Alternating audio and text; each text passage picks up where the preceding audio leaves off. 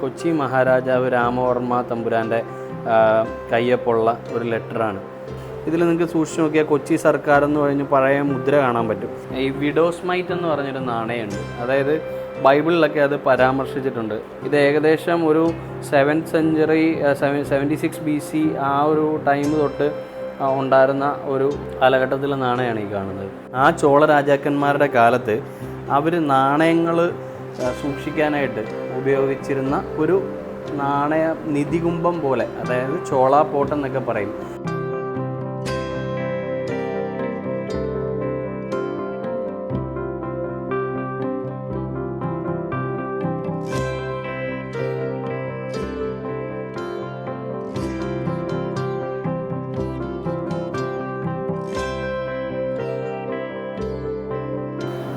എല്ലാവർക്കും നമസ്കാരം.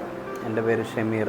ഞാൻ ചെറുപ്പം തൊട്ട് ആൻറ്റിക്സ്, കോയിൻസ്, സ്റ്റാമ്പ്സ് അതെല്ലാം ഇങ്ങനെ കളക്ട് ചെയ്യുന്നൊരു ഹോബിയായിരുന്നു എനിക്ക്. വളരെ ചെറിയ 7ാം ക്ലാസ് 6ാം ക്ലാസ് തൊട്ടേ എന്തെങ്കിലും അപൂർവമായിട്ട് കിട്ടുന്ന സാധനങ്ങൾ കളക്ട് ചെയ്ത് വെക്കുന്നതായിരുന്നു എൻ്റെ ഒരു ഹോബി. അപ്പം സ്കൂൾ ടൈം തൊട്ട് നമ്മൾ എക്സിബിഷൻസിലൊക്കെ പങ്കെടുക്കുകയും അങ്ങനെ അതുമായിട്ട് മുന്നോട്ട് പോകുമായിരുന്നു. യാദൃശ്യവശാൽ അതിപ്പം ഞാനൊരു ഗാലറിയാക്കി. അതിൻ്റെ ഡെഡിക്കേഷനും അത് ഹോബിയോടുള്ള താല്പര്യവും എല്ലാം കൂടിയതുകൊണ്ട് നമ്മളിപ്പോൾ അതൊരു എന്താ പറയുക കൊച്ചിൻ എക്സ്പോ എന്ന് പറഞ്ഞിട്ട് ഇപ്പോൾ ഒരു എക്സ്പോ ഫെബ്രുവരി മാസത്തിൽ നടത്തിയിട്ടുണ്ടായിരുന്നു. അത് അത്യാവശ്യം നല്ല ജനപങ്കാളിത്തം ഉണ്ടായിരുന്നു.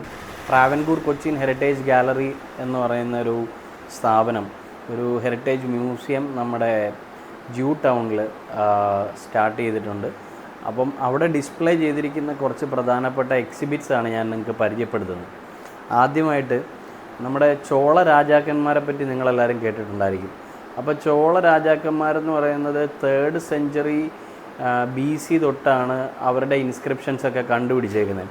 ഈ 3rd century BC തൊട്ട് അവർ ഏകദേശം 9th century AD വരെ അവർ നിലനിന്നിരുന്നു. അവരുടെ ഓരോ പാരമ്പര്യമായിട്ടുള്ള വംശങ്ങൾ നിലനിന്നിരുന്നു.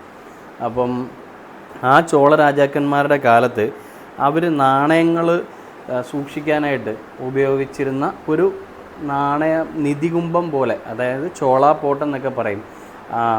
അപ്പോൾ അങ്ങനെ ഒരു ചോള പോട്ട്, ഈ നാണയങ്ങൾ സൂക്ഷിക്കാൻ ഉപയോഗിച്ചിരുന്ന ഒരു ചോള പോട്ടാണ് നിങ്ങൾ കാണുന്നത്. അതിങ്ങനെ പല ഷേപ്പിലും വരാറുണ്ട്. സാധാരണ കൂടുതലായിട്ടും വരുന്നത് ഇങ്ങനെ ഒരു മാതൃകയിലാണ് വരുന്നത്. ഇതെല്ലാം ഹാൻഡ് വർക്ക്സ് ആണ് പഴയ കാലത്ത്. ഏകദേശം ഒരു മിനിമം ഒരു 1000 വർഷമെങ്കിലും പഴക്കം ഇതിന് ഉണ്ടെന്ന് നമുക്ക് പറയാം. ഇതിൽ ഉപയോഗിച്ചിരുന്ന നാണയങ്ങൾ ഇതാണ്. ഇതിൽ അവർ എഴുതിയിരിക്കുന്ന രാജരാജ എന്നാണ് എഴുതിയിരിക്കുന്നത്. കാരണം ആ ചോള രാജാവ് അറിയപ്പെട്ടിരുന്നത് രാജരാജ ചോള എന്നാണ്. ഇത് ആ ചോള രാജാക്കന്മാരുടെ നാണയത്തിൻ്റെ ഒരു ക്ലസ്റ്റർ എന്നാണ് അറിയപ്പെടുന്നത്. കാരണം വെച്ചാൽ ഇത് ഇങ്ങനെ തന്നെ കിട്ടുന്നതാണ്. ഇങ്ങനെ കാരണം ഇത്രയും വർഷം പഴക്കമുള്ള സാധനങ്ങൾ ഇങ്ങനെ കുറേ കാലങ്ങൾ കഴിയുമ്പോൾ മണ്ണിൽ കിടക്കുമ്പോഴും എല്ലാം ഇങ്ങനെ ഒരു അവസ്ഥയിലാണ് ആവുന്നത്. അപ്പം ഇതെനിക്ക് കിട്ടിയ ഒരു കളക്ഷനാണ്. അപ്പം അത് ഞാൻ ഇവിടെ എക്സിബിറ്റ് ചെയ്തിട്ടുണ്ട്. അപ്പോൾ ഇതിനെപ്പറ്റി കൂടുതലായിട്ട് അറിയേണ്ടവർ ഇവിടെ വന്നിത് നേരിട്ട് കണ്ടു കഴിഞ്ഞാൽ ഞാൻ നിങ്ങൾക്ക് തീർച്ചയായിട്ടും എക്സ്പ്ലെയിൻ ചെയ്ത് തരാം. ഇതാണ് ഇവിടെ പ്രധാനമായിട്ടുള്ള പഴക്കം ചെന്ന ഒരു വസ്തു.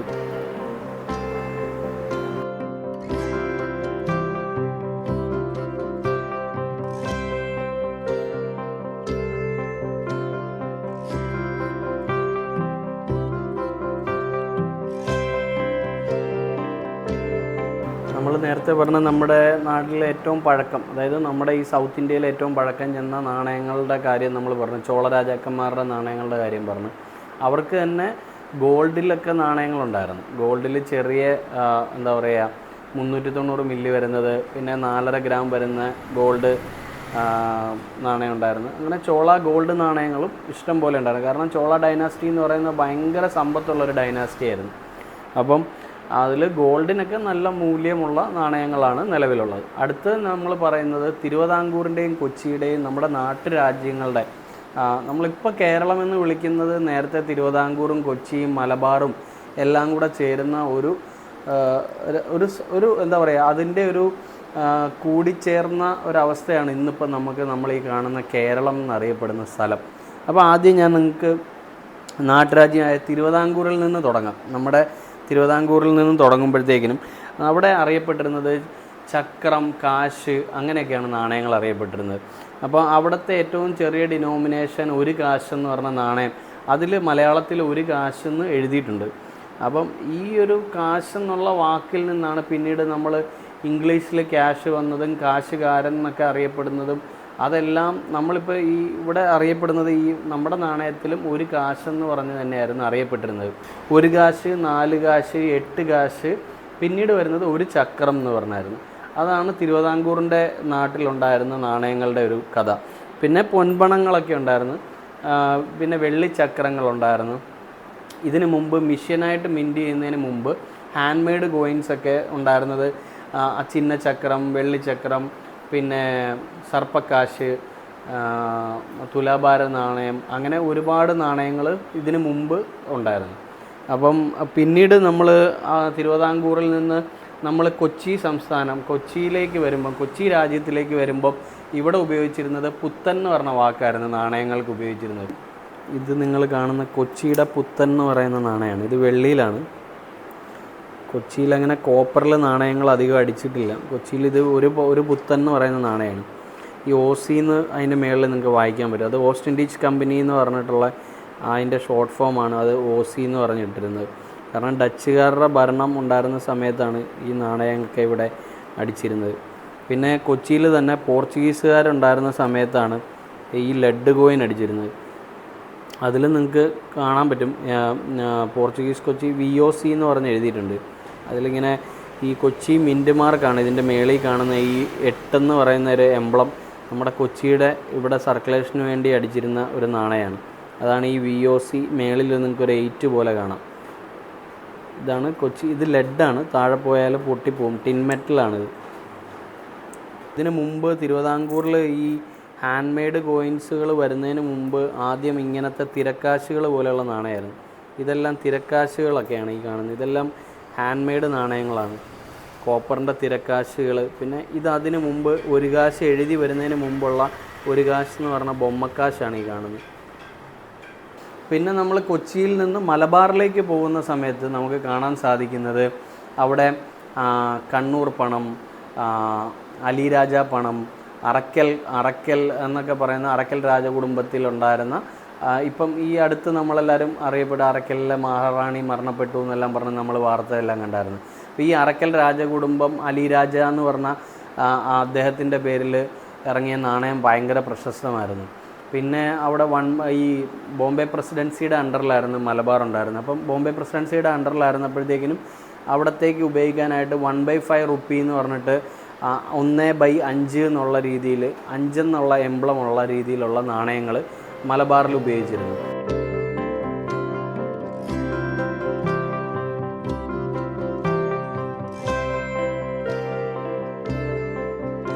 നമ്മൾ നേരത്തെ വെള്ളിച്ചക്രം നാണയം തിരുവിതാംകൂർ ഉണ്ടായിരുന്നു, തീരെ ചെറിയ നാണയമായിരുന്നു എന്നൊക്കെ നമ്മൾ പറഞ്ഞായിരുന്നു. അപ്പോൾ അങ്ങനെയുള്ള നാണയങ്ങൾ അടുക്കാനായിട്ട് ഉപയോഗിച്ചിരുന്ന, ഇതുപോലെ നാണയങ്ങൾ ഇങ്ങനെ അടുക്കി ഇങ്ങനെ, ഇത് 200 എണ്ണത്തിന് അടുക്കുന്നതാണ്.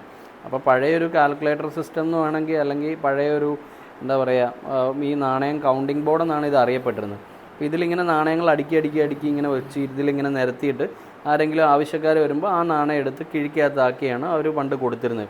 അപ്പോൾ ഇത് നാണയപ്പലകയാണ്, തിരുവിതാംകൂറിൻ്റെ കാലത്ത് ഉപയോഗിച്ചിരുന്ന നാണയപ്പലകയാണ്. പിന്നെ ഇത് നമ്മുടെ ടിപ്പു സുൽത്താൻ നമ്മുടെ കുറേ നാൾ നമ്മുടെ തലശ്ശേരിയും, ടിപ്പു സുൽത്താൻ്റെ ഫാദർ ഹൈദരലിയും എല്ലാം നമ്മുടെ മലബാർ ഏരിയ കുറേ നാൾ ഭരിച്ചിരുന്നു. അപ്പോൾ അവിടെ ഇങ്ങനെ ഹൈദർ എന്ന് പറഞ്ഞ എംബ്ലമാണിത് കാണുന്നത്. അറബിയിൽ ഹാ ആണിത്. ഇത് ഗോൾഡിലാണുള്ളത്. ഇങ്ങനെ ഹൈദറിൻ്റെ ഫണം, ടിപ്പുവിൻ്റെ മിൻറ്റുമൊക്കെ നമ്മുടെ ഫെറൂക്കി എന്ന് പറയുന്ന സ്ഥലത്തും കാലിക്കട്ട് എന്ന് പറയുന്ന സ്ഥലത്തും ഉണ്ടായിരുന്നു. അപ്പോൾ കുറേ നാൾ നമ്മുടെ മലബാർ ഏരിയയിൽ ഫെറൂക്കിയിലും കാലിക്കട്ടിലുമൊക്കെ അവരുടെ നാണയങ്ങൾ ഉപയോഗിച്ച് പോകുന്നുണ്ട്. ഇത് അവിടുത്തെ 2 ഗോൾഡ് ഫണമാണ്. ടിപ്പു സുൽത്താൻ്റെ കാലത്തെ ഗോൾഡ് 2 ഫണമാണ് ഈ കാണുന്നത്. ഈ വിഡോസ് മൈറ്റ് എന്ന് പറഞ്ഞൊരു നാണയമുണ്ട്. അതായത് ബൈബിളിലൊക്കെ അത് പരാമർശിച്ചിട്ടുണ്ട്. അങ്ങനെയുള്ള ഒരു നാണയം നിങ്ങൾക്ക് ഇവിടെ കാണാൻ പറ്റും. അതായത് പണ്ട് ഇങ്ങനെ ഒരു എന്താ പറയുക, അവിടെയുള്ള പാവങ്ങൾക്കായിട്ട് ട്രഷറിയിലേക്ക് ഇങ്ങനെ നാണയങ്ങൾ കൊടുക്കുമായിരുന്നു. അപ്പോൾ അങ്ങനെ അവിടെയുള്ളൊരു വിധവ വന്ന് ഇങ്ങനെ 2 നാണയം അതിലേക്ക് ഇടുന്നതായിട്ട്, അപ്പം അതൊക്കെ ബൈബിളിൽ പരാമർശിച്ചിട്ടുള്ള ഇതാണ്. അപ്പം ആ സമയത്തുണ്ടായിരുന്ന ഒരു വിഡോസ് മൈറ്റ് നാണയമാണ് ഈ കാണുന്ന ആ ടൈമിൽ ആ പീരീഡിൽ ഉപയോഗിച്ചിരുന്ന ഒരു നാണയമാണിത്. ഇത് ഏകദേശം ഒരു 7th century 76 BC ആ ഒരു ടൈം തൊട്ട് ഉണ്ടായിരുന്ന ഒരു കാലഘട്ടമാണ് ഈ കാണുന്നത്. കാലഘട്ടത്തിലെ നാണയമാണ് ഈ കാണുന്നത്.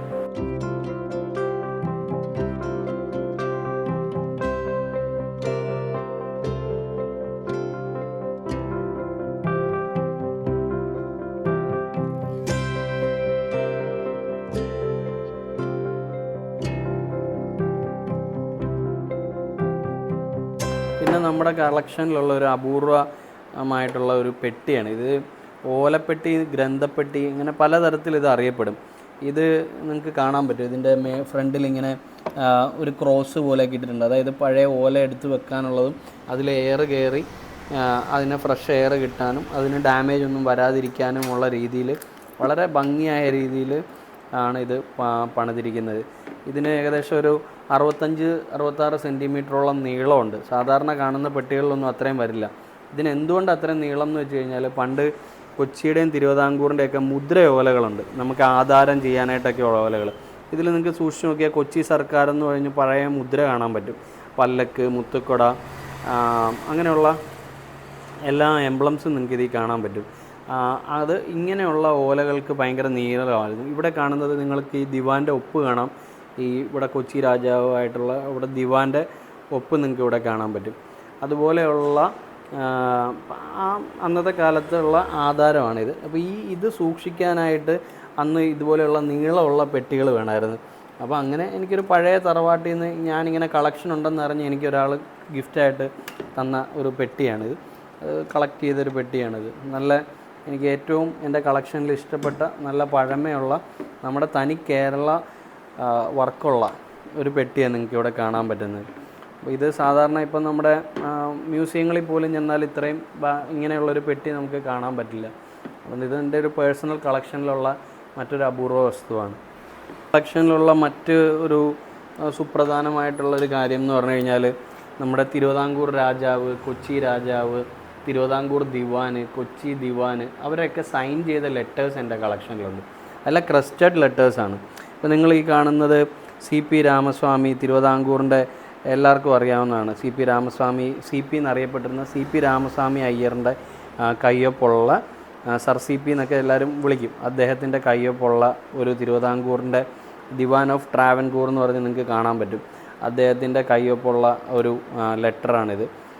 അതുപോലെ തന്നെ ഇത് കൊച്ചി മഹാരാജാവ് രാമവർമ്മ തമ്പുരാൻ്റെ കയ്യൊപ്പുള്ള ഒരു ലെറ്ററാണ്. ഇത് 1939 18 ഡിസംബറിൽ എഴുതിയിരിക്കുന്ന ഡ്രാഫ്റ്റ് ചെയ്തേക്കുന്ന ഒരു ലെറ്ററാണ്. ഇത് ചേംബർ ഓഫ് പ്രിൻസസ് എന്ന് പറഞ്ഞിട്ട് ഒരു ചേംബർ അവിടെ പങ്കെടുക്കാനായിട്ട് അദ്ദേഹത്തിന് കഴിയാത്തതിൻ്റെ ഒരു നോട്ടീസ് അയച്ചുകൊണ്ടുള്ള ഒരു ലെറ്ററാണത്. അതുപോലെ നിങ്ങൾക്ക് ഇത് തിരുവിതാംകൂറിൻ്റെ മഹാരാജാവ് ബാലരാമവർമ്മ തമ്പുരാൻ്റെ ഒരു ലെറ്ററാണ്. ഇതിൽ നിങ്ങൾക്ക് കാണാം രാമവർമ്മ എന്ന് പറഞ്ഞ് വളരെ ബ്യൂട്ടിഫുൾ ആയിട്ടുള്ള സിഗ്നേച്ചർ കാണാം. ഇതും എൻ്റെ ഒരു പേഴ്സണൽ കളക്ഷനിലുള്ള ഒരു ലെറ്ററാണ്. പിന്നെ ഇത് പണ്ട് നമ്മുടെ താജ്മഹൽ ഹോട്ടൽ ബോംബെയിലുണ്ടായിരുന്ന താജ്മഹൽ ഹോട്ടലിൽ അവിടെ ഇരുന്നുകൊണ്ട് 8/11/1939 ഒരാൾ എഴുതിയ ഒരു ലെറ്ററാണിത്. അപ്പം അതുമൊക്കെ എൻ്റെ കളക്ഷനിലുള്ള ഒരു പേപ്പർ ഡോക്യുമെൻസിനകത്തുള്ള കളക്ഷനാണ്. പിന്നെ നമ്മുടെ കയ്യിൽ പഴയ സ്റ്റാമ്പ് പേപ്പേഴ്സ്, തിരുവിതാംകൂറിൻ്റെയും കൊച്ചിയുടെയും സ്റ്റാമ്പ് പേപ്പറുകളും അങ്ങനെ ഒരുപാട് കളക്ഷൻ നമ്മുടെ ഇവിടെ ഗാലറിയിൽ ഡിസ്പ്ലേ ചെയ്തിട്ടുണ്ട്. ഇത് നമ്മുടെ കൊച്ചിയിൽ ഒരു സ്റ്റേറ്റ് ഫോഴ്സ് ഉണ്ടായിരുന്നു, കൊച്ചി പോലീസ് എന്നറിയപ്പെടുന്ന കൊച്ചി സ്റ്റേറ്റ് ഫോഴ്സ് ഉണ്ടായിരുന്നു. ആ കൊച്ചി സ്റ്റേറ്റ് ഫോഴ്സിൻ്റെ ക്യാബ് ബാഡ്ജാണ് ഈ കാണുന്നത്. ഇതൊരു അപൂർവമായിട്ടുള്ള സാധനമാണ്. കാരണം നമുക്കിപ്പോൾ കൊച്ചി സ്റ്റേറ്റ് ഫോഴ്സ് ഉണ്ടായിരുന്നെന്ന് തന്നെ നമുക്ക് പലർക്കും അറിയില്ല. ആ സമയത്ത് ഉപയോഗിച്ചിരുന്ന ഒരു കൊച്ചി സ്റ്റേറ്റ് ഫോഴ്സ് ക്യാബ് ബാഡ്ജാണിത്. അതുപോലെ ഈ കൊച്ചി കുറച്ച് നാൾ കഴിഞ്ഞപ്പോൾ നമ്മൾ തിരുക്കൊച്ചിയായി. അതായത് സ്വാതന്ത്ര്യം കിട്ടിയതിന് ശേഷം തിരുവിതാംകൂർ രാജ്യവും കൊച്ചി രാജ്യവും കൂടെ ഒന്നായി. അപ്പോൾ തിരുവിതാംകൂർ രാജ്യവും കൊച്ചിയും രാജ്യവും ഒന്നായി. നമുക്കപ്പം വേൾഡ് വാർ 2 സമയത്ത് നമ്മുടെ ഇവിടുന്ന് തിരുക്കൊച്ചി പട്ടാളക്കാരനായിട്ടുള്ള ഭാസ്കരൻ നായർ എന്ന് പറയുന്ന ഒരു അദ്ദേഹം ഇതിൽ ഈ ഡിഫൻസിൽ വേൾഡ് വാർ 2 പങ്കെടുത്ത്. അപ്പം നിങ്ങൾക്ക് ഇവിടെ കാണാം ദ ഡിഫൻസ് മെഡൽ എന്ന് പറഞ്ഞ് കാണാം. 1939 1945 ഡിഫൻസ് മെഡൽ. അത് ഭാസ്കരൻ നായരുടെ പേര് ഇതിലുണ്ട്. Bhaskaran Nair Travancore Cochin state force. ആ ഭാസ്കരൻ നായർക്ക് ഗിഫ്റ്റ് ചെയ്തിരുന്ന ഒരു മെഡലാണിത്. ഇതുമെല്ലാം നമ്മുടെ കളക്ഷനിലുള്ള ഒരു വസ്തുവാണ്.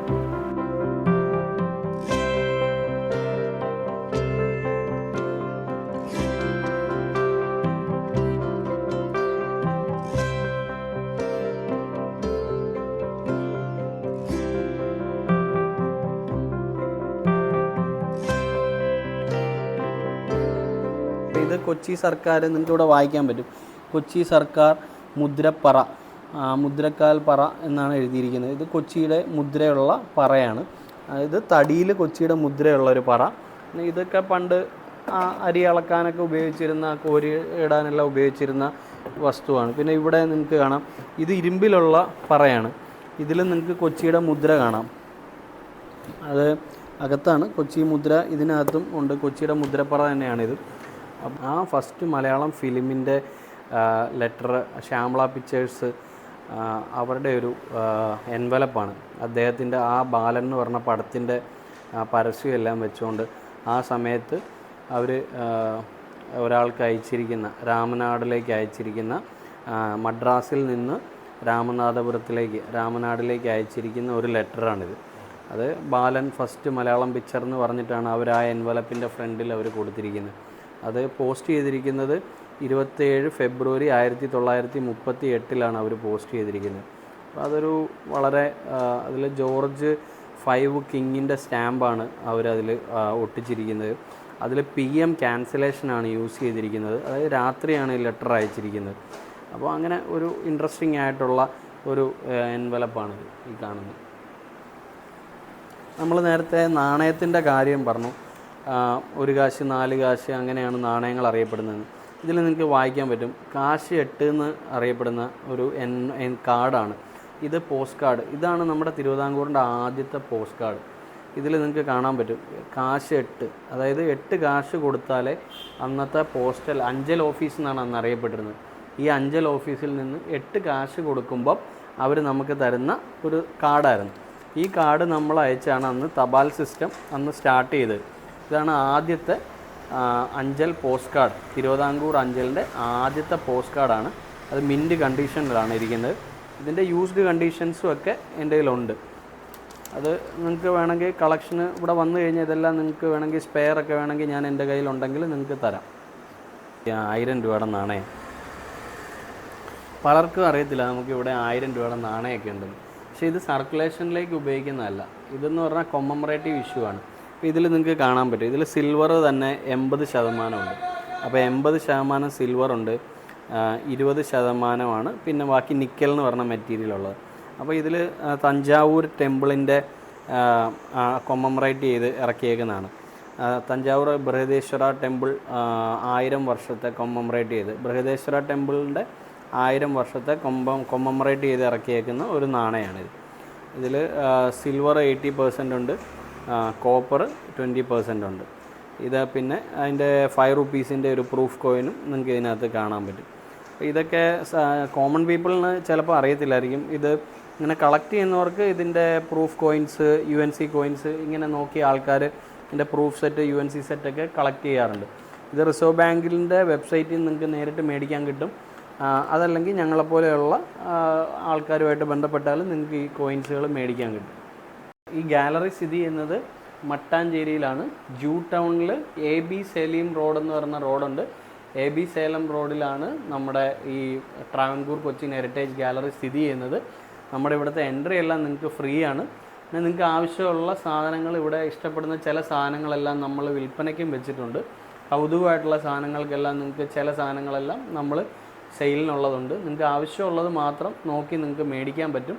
എൻട്രി തികച്ചും ഫ്രീ ആണ്. അപ്പോൾ നിങ്ങൾക്ക് അറിയാവുന്നവരടുത്തെല്ലാം ഇത് ഷെയർ ചെയ്യുക. നിങ്ങൾക്ക് ഇവിടെ വന്ന് നാണയത്തെ പറ്റിയും സ്റ്റാമ്പുകളെ പറ്റിയും കറൻസിയെ പറ്റിയും എല്ലാം എന്ത് സംശയം ഉണ്ടെങ്കിലും അപ്പോയിൻമെൻ്റ് എടുത്തിട്ട് നിങ്ങൾ വന്നു കഴിഞ്ഞാൽ നമ്മൾ ഉറപ്പായിട്ടും അതിനുള്ള എക്സ്പ്ലനേഷൻ നിങ്ങൾക്ക് തരാം. സ്കൂളുകളിൽ നിന്നുള്ള കുട്ടികൾക്കും എല്ലാം നമ്മൾ ക്ലാസ് എടുത്ത് കൊടുക്കുന്നുണ്ട്. ഇതുമായിട്ട് എന്ത് സംശയം ഉണ്ടെങ്കിലും നിങ്ങൾക്ക് നമ്മളെ ബന്ധപ്പെടാം. എല്ലാവർക്കും നന്ദി, നമസ്കാരം.